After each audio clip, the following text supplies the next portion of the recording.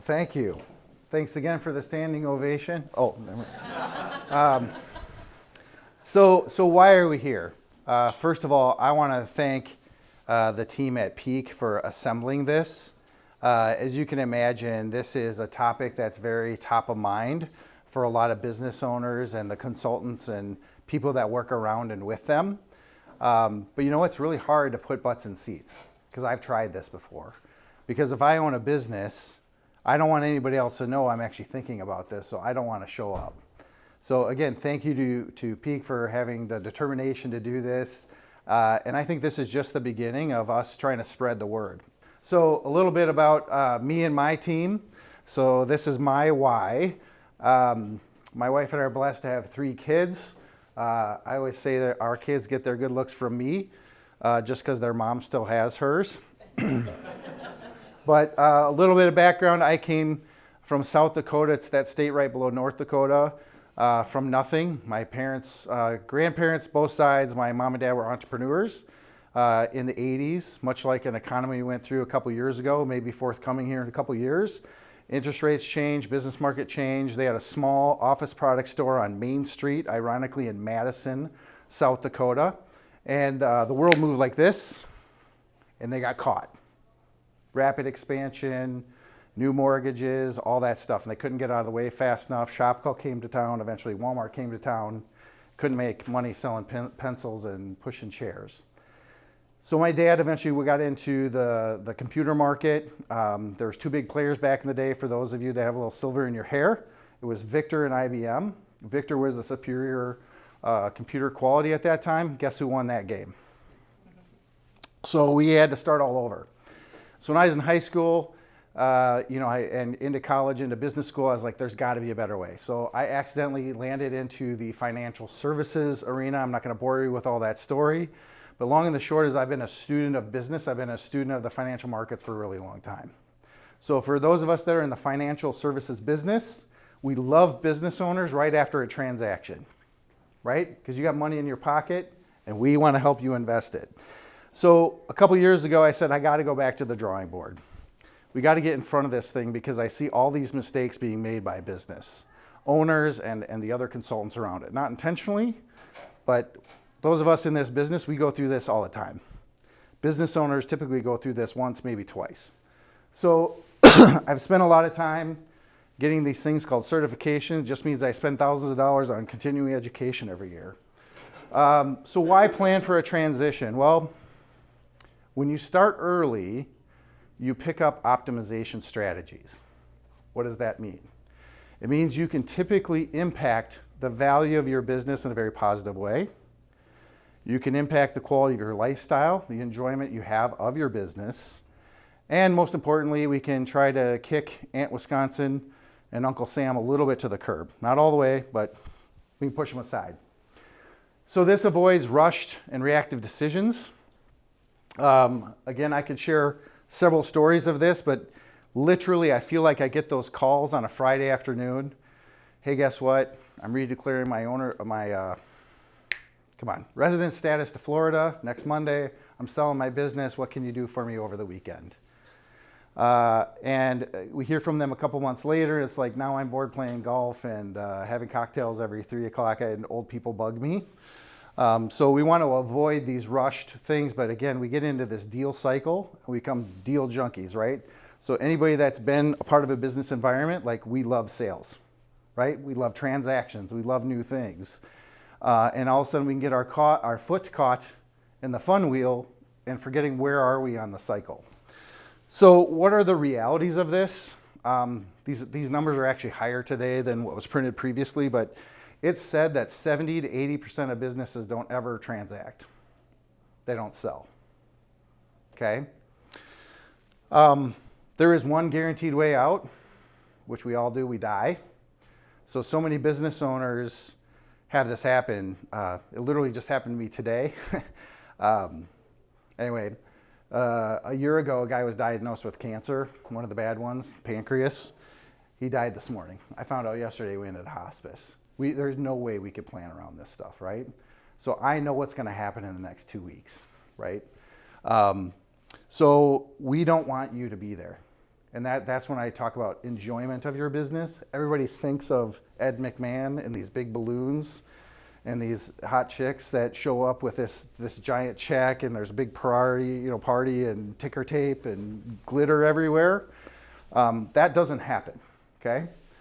The other thing that happens is if you don't have a plan, and I'll call it a discipline plan, with a team of advisors that are huddling around you, these statistics are really staggering too. About 75% of owners, when polled after the deal, regret the sale. You know why? Because you learn so much about a transaction. I know Sam's going to go through that in a little bit as well. So what happens? Why do we end up in this chaos, this mess? Is because it's a lack of planning. It's over relying on one person in the business, typically the owner. It could be a significant manager, and there's no alignment of goals. Okay. So if you're a business owner, how many of you guys wake up on a Saturday morning, or gals, and you're just completely bored? You're like thinking of nothing else other than what you get to do that day, right? Never happens. So a lot of what we see is people view a transition, a succession, an exit as an event, and it's really a process, okay? So what we're going to do is kind of go through what is this process and why should you be thinking today of going through this arduous exercise when it's hard enough to take a couple hours out of the office and educate ourselves, right? None of us are bored inside of our businesses. Constant change, adaptation. There's this little thing in our office, it's called AI. I don't know if anybody's ever heard of that before.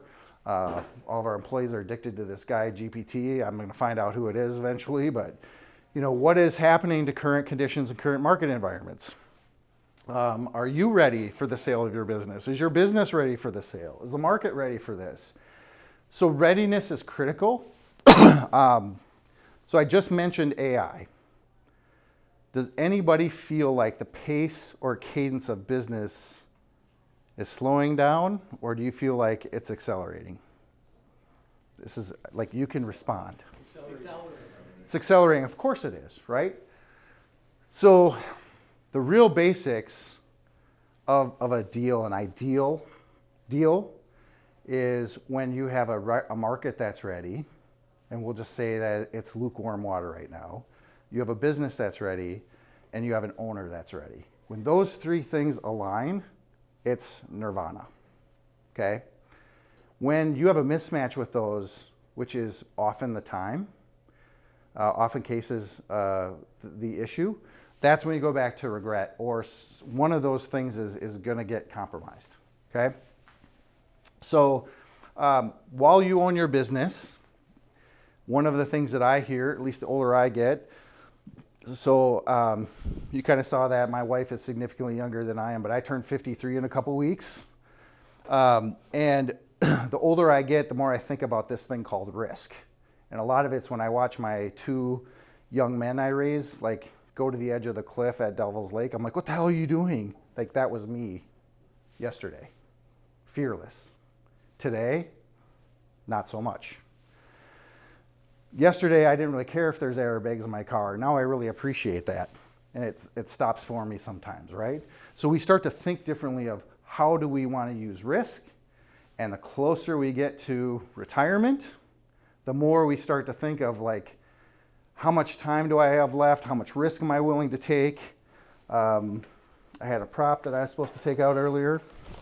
But one of the ways that I've seen this utilized best when talking about risk, Sam, don't get nervous. So this table is 71 inches long. I'm going to take it out to 90, 95 here. Okay? You guys are welcome up here. Out of this whole tape measure, I'm right here. That means I got that much left. There's a modern day philosopher, his name is Jelly Roll. 2 years ago at the CMA, he said a very outstanding comment, I thought. He said, the windshield is bigger than the rearview mirror. There is nothing I can do about this, right? But I got this, which is why my wife is putting me on a diet right after Christmas. So the earlier we start, the more successful we're going to be, the more steps we're going to avoid. And what if I got to enjoy more of those inches, right? I have a choice. We own a business. Why do we own a business? Because we're crazy. We're entrepreneurs. We want to control our situation. We want to control our income. We want to control our time until we give it away. Inches on a tape measure. So what are the points to consider? It's your basics. I'm going to leave it to the experts following me. Sean and Mark are going to talk about ESOPs. Sam's going to talk about utilizing outside capital. These become very important because you have to have the appropriate structures. So think C Corp, S Corps. Think utilizing a personal estate plan, establishing things in trust, how you own real estate. Dave is familiar with this stuff as well. Identify strategies of how do we minimize Uncle Sam and Aunt Wisconsin. How do we put things into our favor? It doesn't happen overnight. And oh, by the way, you can't do it when you have a LOI in your hand. The IRS does not like that. They'll come talk to you about that. So we have to update the things. We have to think about this well before in hand. Okay? How many of you have had rapid growth in your business the last 5 years? Okay? Most people I'm talking to, it's pretty significant growth. It's really difficult to plan this environment because, well, what happens if? Here's the really fun part. Our accounting friends. Our government totally screwed up late spring, early summer, and they made permanent some tax laws. It's crazy, so we can actually do real-time planning. We can actually do things knowing that this is how it's going to be for now. So let's talk about your team huddle, right? So you saw my huddle, my family. What's your huddle? So you're getting arm to arm. Your arms are over the shoulders. Like, who's in your huddle? Who are the people that you should be talking to? Well, first of all, you have to drive it, which means you have to understand your why. What's your mission? Not somebody else's mission. Not what ChatGPT tells you should be. Like, take some time, figure it out. Like, what do you really want to do? How do you want to do it? So what's the best outcome for your family? What's your best outcome for your legacy? How much money do you really want? What do you want that money to do? It's a great tool. How's it used? I don't know. Maybe it's different for you than me, and who are the people involved? Or maybe even the charities involved. The things that you really love and care about outside your family, if you're blessed enough to have a little bit more than. The quarterback, of course, I'm from the Wealth Manager Financial Planner, so this is where we take the liberty of putting ourselves on the top of the chart. But the reason we do that is because we're usually the first line of defense. We get really, really good at asking questions. Frankly, we didn't get paid very much to ask questions until people buy shit, but we take the time, okay? And a good planner will take you through what's called a financial planning process, a getting to know you stage. They'll develop a plan. They'll insert some tax strategy. They're not going to give you tax advice, or shouldn't be. A CPA should be doing it. They'll help you with estate and legal structure. They shouldn't be giving or doing documentation of that, but they should at least give you the pictures, the ideas, right? So we just upgraded to a 64 color crayon box with a sharpener in our office, so we can do really cool color stuff now. But the crazy part is, I say that because technology is changing very quickly in this space. It's really fun and really cool. But today, you can, out of morbid curiosity, go out to our friend Grok, or Gemini, or Chat, or Cloud, or whichever one is popular, Perplexity today, and you can build out your own plan. That's great, okay? But this is an area where I would encourage you to use some financial expertise to make sure you're asking the right questions, because AI is all about prompting, right?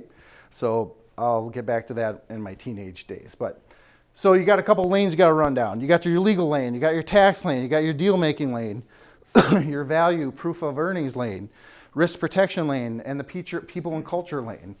So there's other people that you got to have in your huddle depending on if you're doing internal or external sale.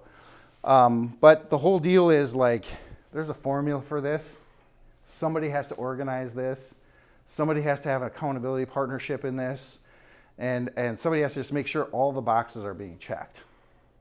What I see the biggest frustration for business owners as they embark on this is they have 1,000 cups of coffee, 100 glasses of beer, chicken wings, all that kind of stuff. They have all these conversations with all these people independently, and they end up and they're like, can't see straight.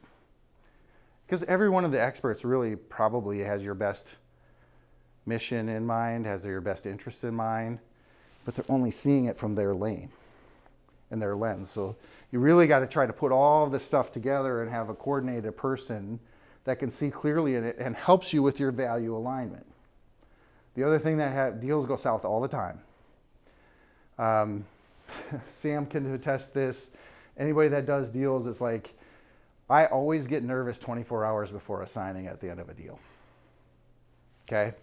And it's usually, forgive me for just a moment, it's usually not the dude, the business owner. It's, I don't know what's happening at home at the kitchen table. And if she doesn't get it, and if she doesn't understand it, and if we can't tell her, you're going to be okay, right? Nobody's taking away your credit card. It'll be fine.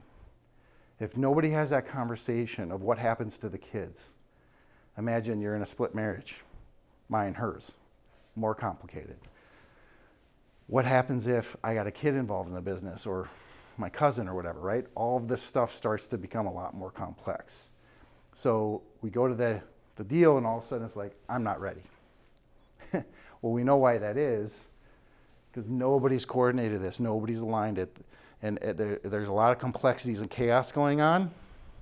We just need to strategically get that cleaned up and get all of the things answered in the very beginning. But again, going back to the basics, 3 things of a deal: market, the owner, and the business. Okay? Most of us, the reason we're here today, we can fix the business. Okay? But you got to focus on the right stuff. So there's a couple of intangible capitals that you have within your business. One is your human capital. I would say that's a significant driver of deals today. We had a deal that just closed yesterday morning at 12:00 whatever it was. But the company that bought this company was literally buying a service group. A better, more public example, you might have some friends that work at Exact Sciences. Exact Sciences stock doubled 2 weeks ago because they're getting bought by Abbott. Why did Abbott buy Exact Sciences? Anybody know? Exact Sciences did not have an international sales force, but they have a really cool product. Guess what Abbott has? International sales force. It's what's called a strategic buy. Even though it's listed on the New York Stock Exchange, 60 some bucks, went to 105 overnight. We'll hope. Q2 of next year we'll find out. But that human capital is literally driving deals because it's really hard to find good quality employees. Okay? And we're starting to think bigger of, well, what if I could do this and that? Again, going back to remote working, the boundaries being lifted in terms of where we can conduct business, all that kind of stuff, huge drivers. Customer capital, again, maybe a kissing cousin of the Exact Sciences deal, but what if I'm really good in this industry over here, but I think it's applicable to this industry over here? Why would I not try to find a company that specializes in that and try to get it bought in the right deal, right? Structural capital. This, I think, is becoming less and less like this idea of IP. So I tell my kid, like, don't be one of these software people or a radiologist or some of the stuff that we know is going to likely get replaced by AI. But that's really something like 2 years ago. Guess what the number one capitalized deals were? The industry. So the multiple was huge in the software industry. Good job that I gave to you. Software, number one multiple, 3 years ago. Have you seen what's changing in software multiples lately? It's huge. It's unbelievable, right? So there's a company in town, 2 of them actually. One of them had a shooting tragically a few years ago. These were software companies that today, I guarantee, would not be paid the same amount because of what AI is able to do in that software technology space. Application is going out of control, but the pure writing of software is crazy. Social capital, again, I see this becoming less and less of a driver in deals, but still a bad reputation is still a bad reputation. And also, I guess the end of the deal is buyers are not looking for another job, right? They're not looking to buy something that is their new job. They pay a premium for independent operating, well-run businesses that have all of these intangibles built in. Again, when you have them all put together, it's really cool. Here's the thing. What happens if the market's not ready, you're not ready? But what if you got your business ready?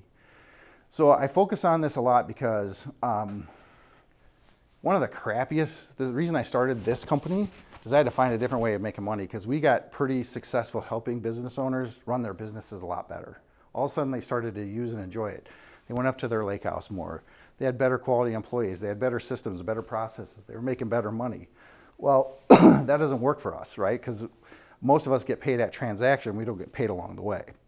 So part of why we created the Liminal group was to help us figure out, well, how can we make this better for business owners? And part of it I had to start with me too, right? Because there are times I didn't love my business. I didn't love how to do, but you have to sit and think about it and hire the right people or right strategies around you to make it more enjoyable, to get out of it what I want to, which is why I got into business in the first place. Control more of my time that I kept giving away. So I know Sam's going to cover a little bit of this, and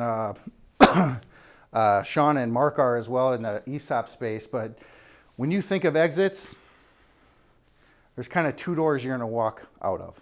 One is more internal, so think family, management, ESOPs, maybe in sales to other partners, like you're younger or older than them, or external, where you go into strategic private equity, work with independent capital person, you recapitalize things, go IPO, we'll talk about that in a second, and orderly liquidation. So we see a huge boom in recapitalization in private equity right now.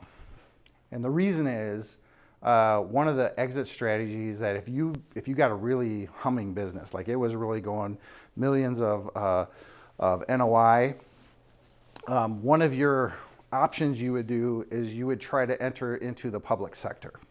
Really super sexy thing. So you may have saw in the first slide, I've been doing this for 30 years. The late 90s was really fun in the sense that there were so many IPOs going on in town, right? And there's some of them, I think, if you've been around long enough, you'll remember what some of them were in town. Today, it's a very expensive and arduous process. Like you have to hire a building of accountants and attorneys, and it's take them months to get you ready to go prepared for an IPO, which has made it basically out of reach for most companies, okay? So there's a number of ways they're doing it, but the whole deal is what's happened is the private equity market has exploded. Maybe Sam will talk about this. I don't have the numbers memorized, but let's just say there was like 2,000 private equity firms 10 years ago. There's probably 20,000 today and growing. Huge change of what's happening. We're actually seeing public companies being brought back to private. There's been a couple of those that have been headlined recently as well. But just that's a heads up, like what's going on in the space, okay? So the other thing is interest rates have driven a lot of activity in this space as well. So as interest rates go down, I think you're going to see more and more activity and deal interest. The other thing I think worth noting, Sam, I don't mean to steal your thunder here, but the redheaded dude in the White House came up with a great idea a few months ago. And he said, tell you what, let's allow private equity to be available to the public market via 401ks. So you'll start to see this in 26 and 27. A new asset class you can choose in your 401k is private equity. So anytime you introduce liquidity into a market, what do you think happens? There's going to be a lot of activity happening in the next few years. So kind of the fun thing to talk about. Again, I'm not an accountant, not a CPA. I don't even play one in our playroom at home. But what do you do is this goes back to planning, thinking ahead. We're playing chess, not checkers now, right? So we have to be thinking a few moves ahead. Super quick story. very successful business in Madison. Transacted toward. Come on in. It's great to see you. Here you go. No,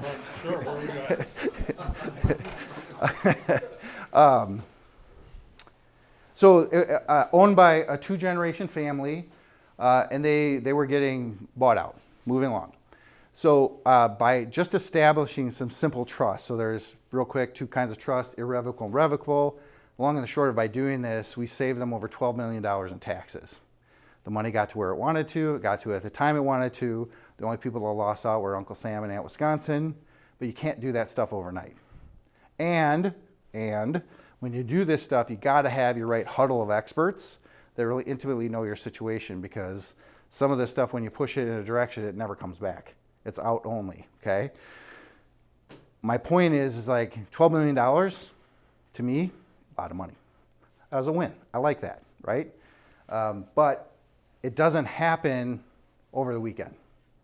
It happens through thoughtful strategy, alignment, making sure you get the right valuations going, make sure you do all of the checking of the boxes so that we don't have the IRS showing up in a couple of years questioning what we just did.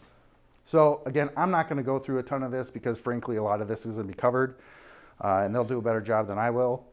But going back to kind of where I started in this, the thing is, I think a lot of business owners, we eat risk for breakfast, right? Like it's nothing.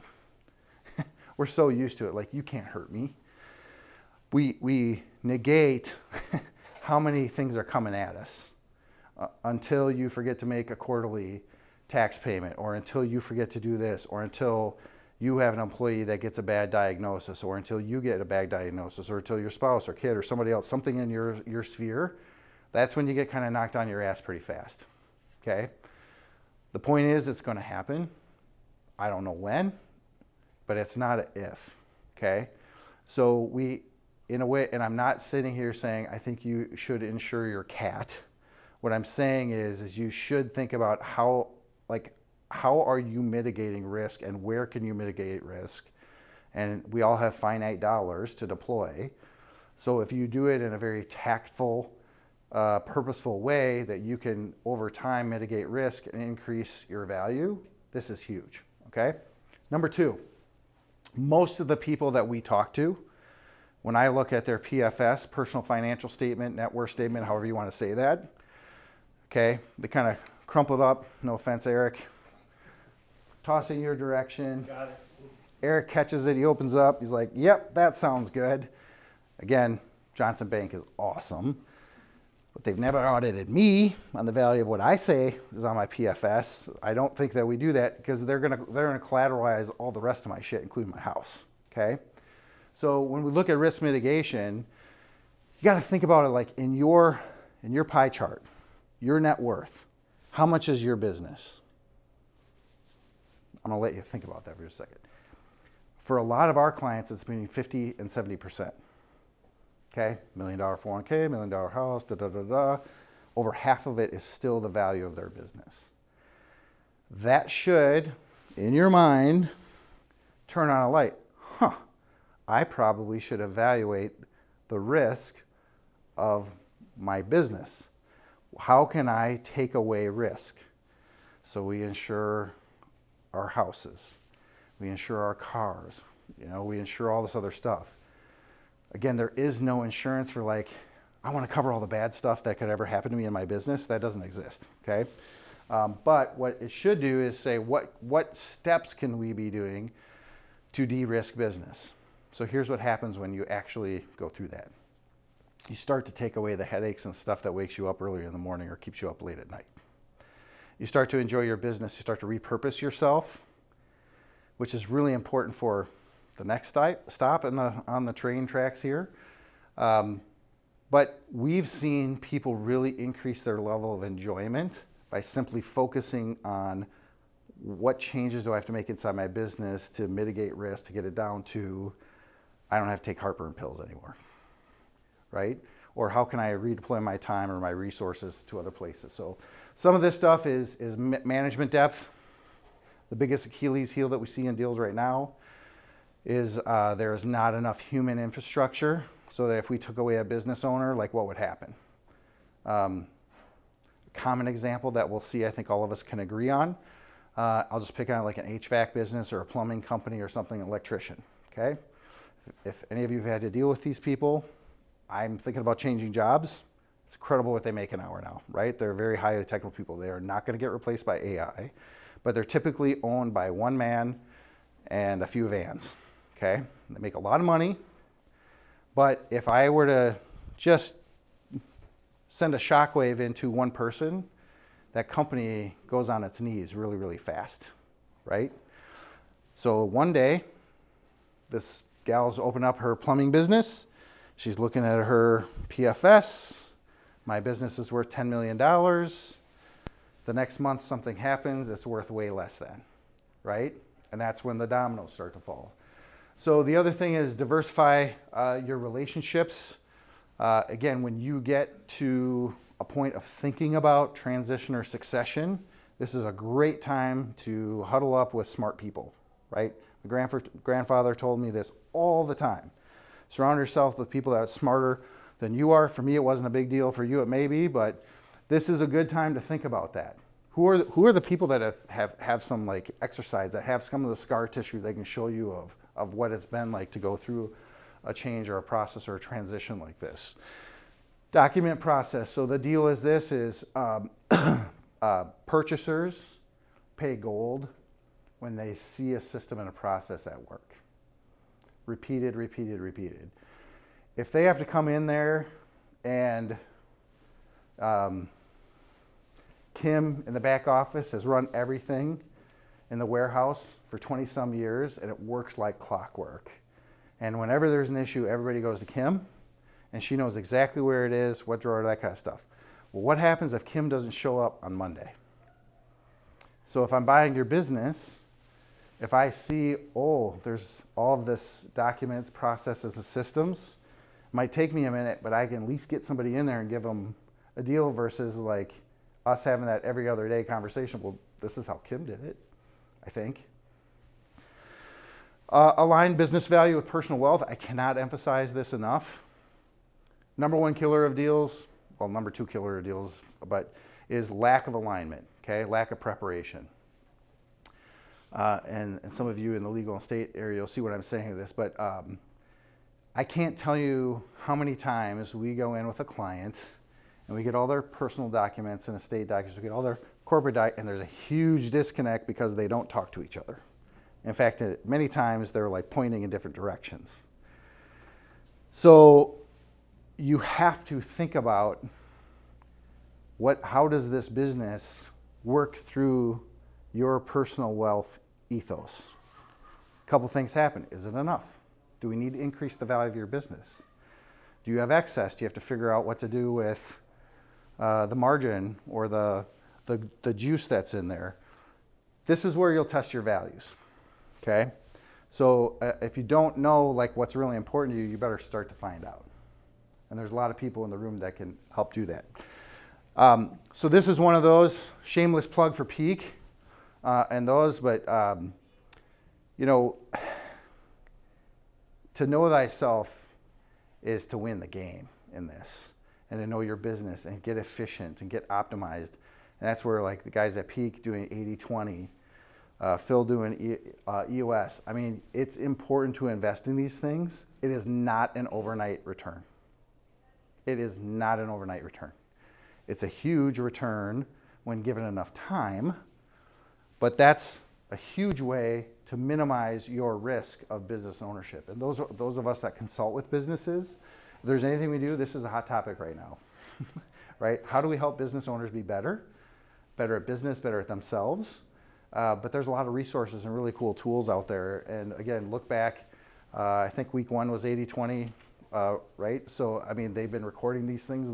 That was an awesome session. I mean, seriously, we all should be listening to this stuff. I am redoing it as well, based on a conversation with Ryan last year. So we're out of kids school, okay? Now we're into mature business planning. So what are the 5 stages of this? Is number 1, to identify value, and I'll talk about that in just a second, It's critical in knowing the role. So remember going back to that PFS, think of your pie chart. What percentage of pie chart do you really know what that value is? Is that a real value, or is that just the one that you came up with on top of your head? 2 is, how do you protect that value? Okay, going back to this whole series was about how to protect your value, how to be better at business. None of this is hard. You just need a friend or two and a little bit of money in your checkbook and all goes well. 3 is, how do you build value? Again, that is a result of focusing on making your business better for you. You can't help but to increase value of your business when you start to focus on these things. 4, how do you harvest the value? So this is the fun part. That doesn't mean you sell. What if I made strategic changes in my business, focused on my bottom line more, I got more working capital, I can do it with it, or I can go buy more toys for myself, right? I can make life more enjoyable for me. That's why we do this in the first place. And then next, how do you manage value, okay? So in my day job, what I say is we take entrepreneurs to investors, post liquidity, but this is, and I'm gonna talk about this end, is like, so what happens post exit? Like, we are freak shows. I'll talk about it. So know your value. Let's just level set this. What I do in this space, this is why we created the Liminal group, is every time we investigate a business, we just realized they didn't have a really good grasp of value. I'm not a valuation expert. You cannot take our valuations to divorce court, IRS court, minimization court. You can't. None of that happens. But what we can do is, given a very cool process, we can run you and your business through an exercise that helps us determine value. So think of it like a shotgun versus rifle approach. We're going to be close. We're just not going to be dead on. So what's going to happen is we're going to determine through a series of questions and all that kind of stuff, what is your potential value? So in this case, the business I was talking about last year, their value, their total value could be 154 million if it was like run efficiently. In their case, what we call their enterprise value, we'll call it go-to-market value, at that point in time is about 113 million, which means we had a value gap of $40 million. Okay? So when I did this on my business, I didn't like this. That's mine. That's not the next guy in line. This is mine. So I had to decide, do I have the time, effort, and energy and money to go fix this and do the gap? Or was this enough? I'll hang up the chains, I'll cash the checks, lose my number, but I'll be in Bermuda, right? Most business owners are saying, I want to optimize this. Again, not an overnight process. We have to know where to look. So we start off with pretty good determination of value, then we understand what that value gap is. We focus on what the segments of that value gap is. Here's the really fun part. This is like dominoes, right? When we start to knock off, there's usually a red up here. This is yellow. My job is really hard. We have 3 colors, red, yellow, green.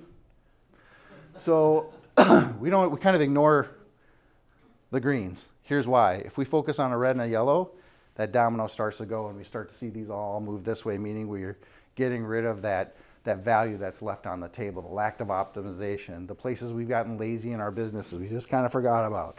Like we see a P&L every year, as long as it looks fine, but we're really not investigating our businesses. We're really not looking for opportunities to squeeze out another buck or two that somebody else will if you don't. You should know. Moving to the next stage, we call due diligence. Has anybody been through a due diligence process before? Okay, can you please wear rubber gloves next time you put your hands up like that? Because it really is. It's an invasive process. Okay, they are going to open your closet, and they are going to check out what's inside, and then they're going to tell you what's wrong with you. It's really fun, right? Why do you think they would do that?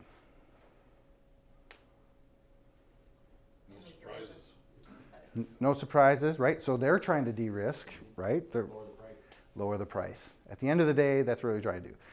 So how do I help our business owners make a lot of money? Is we walk them through a due diligence process, and I'm really nice because I have soft fingers, skinny fingers, but we walk you through, we show you these things, and we go back and we're like, How much does it hurt? How much do you want back? And then we can help you. You're like, nobody we work with is dumb, okay? I hate to say this out loud, but my job is not that hard, because literally all I have to do is just like shine a flashlight right there for just a second. They're like, oh, yep, I see it. I got it. I know how to fix that, right? I don't even have to be that good. Who else is in your huddle? Again, we got a lot of friends in the room. Go back to the other, the other presentations. They're going to tell you who to partner with, how to fix it, because sometimes your energy and time is best focused on running your business, and let the backdrop people fill the gap. I can help you quantify that. That's motivating, okay? I love it. This is one of my favorite things to do. So when we go through, we understand the value. We go through a very gentle due diligence process versus a very gruff due diligence process. Here's how most, no offense, private equity firms work. At least how I envision it. They're like in some ivory tower in Chicago. There's all these 24 to 27-year-old kids that are really good with HP 12Cs and these computer programs, and they just crunch math like nobody's business, and they never take a lunch break, and they're there until 8 or 9 o'clock at night, and they go through my books, and they tear me apart and put me back together. Here's what you're worth. Guess what? They're really good at it. They're really good at it, and they know what to look for, right? But we can help you get the cheat code. So when you have that conversation, you're like, yeah, I already know.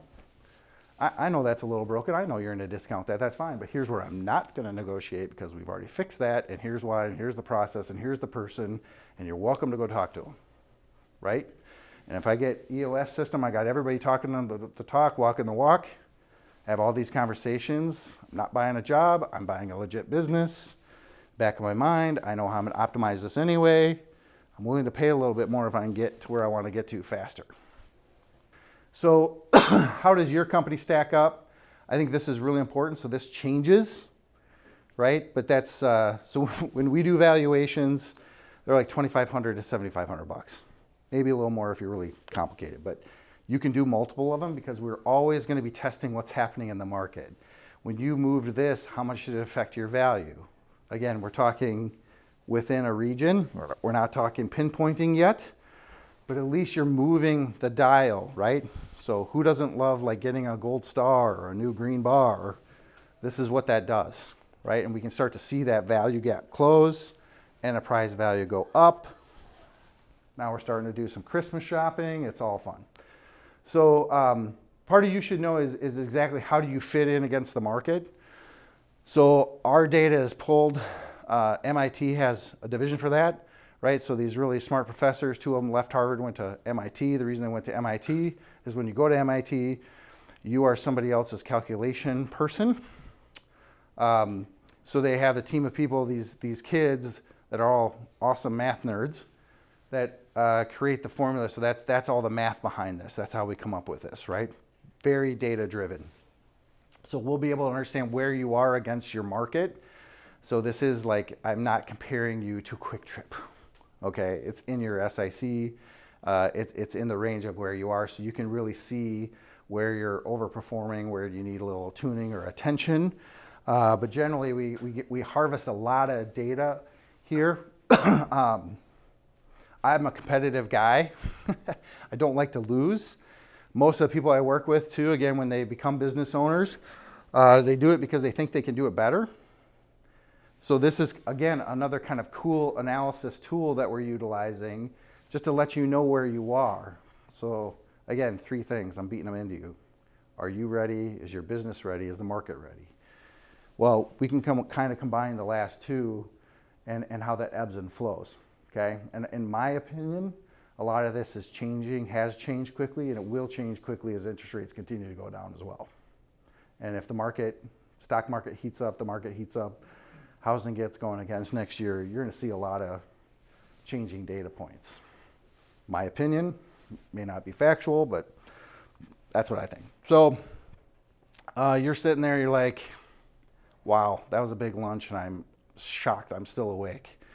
What are the things that you should be thinking about, or what are some of the take-homes from my perspective? We talk about these cool words that I've been in the financial services industry for 30 years. We never talked about inflation till 2022. Well, now we have to factor it in. We never talked about tariffs until very recently. Wow, big fun words we get to talk about.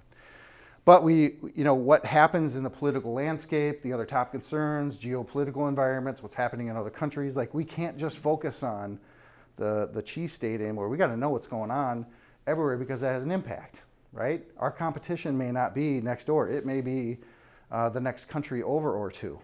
So how should we be thinking about that, and how does that affect your business? Again, some of these things, I like to cook on occasion, and in my opinion, I watch a cooking show and I make it in my kitchen, and I think it's just as good, okay? My wife doesn't agree with me. But most of us, when we look at our business, it's kind of our home cooking, right? We like it because we understand it. We know how much work it went into, and I added this extra little special spice that I don't even know. I can't explain what it does. It begins with a Kerrigan or something. I don't know what it is, but it sounded cool to put in there. Turns out it didn't taste as good, but all of us look at our business that way. We all think we have the special ingredient. We think we have, oh, this is really important, until some outside person comes in and says, well, I've been through 12 businesses this week. You guys all say the same thing. Why are you so special? Because we all learn the lingo, right? We all learn how to talk about this stuff. 75% say leadership gap forces a sale. It's a big deal. Thinking outside of you. Who helps you run your business? Okay? We call it bench strength. If you don't have super solid bench strength, you are literally cutting yourself off at the knees. Huge increase in value when they can see beyond an owner into bench strength. Even if you're another generation below that, that's even more appealing. But again, people are not trying to buy jobs. They're trying to buy well-oiled machines that have processes and systems that work, that have repeatable cash flow, that they have their idea or that they can put in there to make it just that much better, okay? Here's another very interesting statistic. This is new data. 76% of people lean towards selling in times of uncertainty, okay? Now, again, Sam would know more about this, but what I've seen is like when crap hits the fan, everybody wants out, okay? So remember in my day job, there's this guy, his name is Warren Buffett. He has this saying of like, don't be caught with your shorts down when the waves go out, or something like this. That's exactly what happens in business, is when times get tough, it gets hard, people are like, I don't really care, I'm out, okay? The business we just transacted yesterday, I met with in February of 23, and they had a 0 EBITDA coming out of 22. And the wife was like, I am done. We put $1 million in this business over the last 2 years. We can barely squeak out a lifestyle. I'm done, okay? So I went in there with another guy who's familiar with PE. We kind of looked at things, and here's the deal. They were just this close. And so we were like, you have all of these cool things going on. Summer 23, they started signing contracts. End of the story is $9.3 million got wired yesterday morning. Okay? 0 EBITDA to a 1 point something EBITDA plus times the multiple. It's a winning story. Does it happen every day? Absolutely not. The point is that this couple was in crisis, right? She was out. She's like, no more risk. By the way, my wife and I have had that conversation a couple times. I know what it's like. But through investigation, through like deep dive, through going through this stuff, you start to realize like, well, you're like, you've done all the hard work, right? you've done the sales. You just got to sign some contracts here. And you got to hire the people to service what you think you're signing contracts for. And it happened in a very quick window. Again, it was a very brutal due diligence process. So this is not for the weary, because that quick change, as you can imagine, firms that are trying to buy this are like, is this real? So it sucks, right? But we prepared them. We were able to walk them through this so that they got a really nice payday. She would have given up. Happiest person on the planet today. She's like, whoo, right? She can't believe it's real.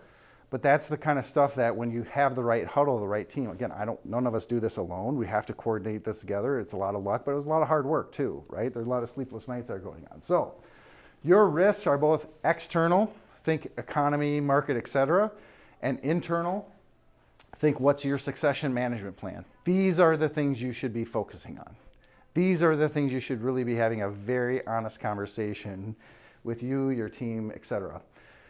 I'm sorry about this slide. I tried to get better cutters, but basically my last topic, and I'm probably going to end up a little early, so get yourself warmed up, Sam. One of the biggest things that's happening is the hidden challenge is what happens after the sale. Okay, and it's fascinating because again, I've owned several businesses. Some of them I really didn't give a crap. It was time to be done. Some of them, like the couple I own right now, I am intimately involved in. My daughter works for one of our companies. It's a big deal. So when I think of this, I'm also thinking of myself of like, what is the post-exit void? What am I going to be after Ed McMahon goes away? And I've swept up the gliddle and the sparklers and all the balloons are popped on the floor. Like, what do I do? I went from 100 miles an hour. It's all I think about. It's all I do. I eat, sleep, and drink risk for breakfast. I don't give a crap to a boring life of existence of like, do I put an 18-volt battery in my golf cart versus a 12 so I can beat the guy to the next hole? Like, what am I doing with myself? So what happens is this leads to reactionary ventures, impulsive investments. Cousin Vinny calls me. I'm making poor long-term decisions because I'm like, wow, I've never had this opportunity before. Like, I got money. Yeah, let's do this. And all of a sudden we went from illiquidity to liquidity back to illiquidity in investments that they don't control. Oops, right?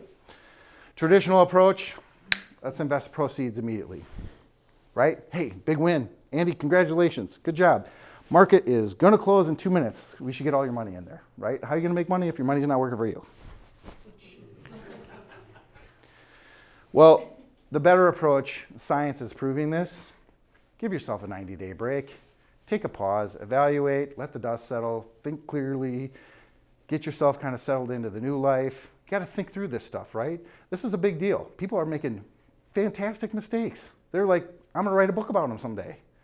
Don't do that. So please heed my advice when I say this. Please understand my other job. You know, my boss is like, don't say that. But this is the truth. This is real help. It's like, you got to think through some of this stuff and know yourself, help out. So in the end, the best time to plan was yesterday. Can't do anything about it. The next best time is today. and begin with the end in mind. What I mean by that is, this takes a lot of coordination, collaboration. You can't do it on your own. Impactful, successful, optimized strategies always have a team of advisors involved. And it's a lot of money, but I'd be hard pressed to think you wouldn't make that back and then some, given what we're seeing, multiples, exit strategy, tax optimization, that kind of stuff. Okay, so if you want to talk to me, I'd be happy to tell you, just so you know when you come talk to me. I don't work solo. I'm going to bring friends and family. Some of them are in the building here. Because we should know what your business is worth. We should know what's facing you, and then we need to surround yourself, because I can't do everything. I don't want to do everything. I'm not that good at that. I'm good at this stuff. Okay? So thanks again, Sam. It is yours.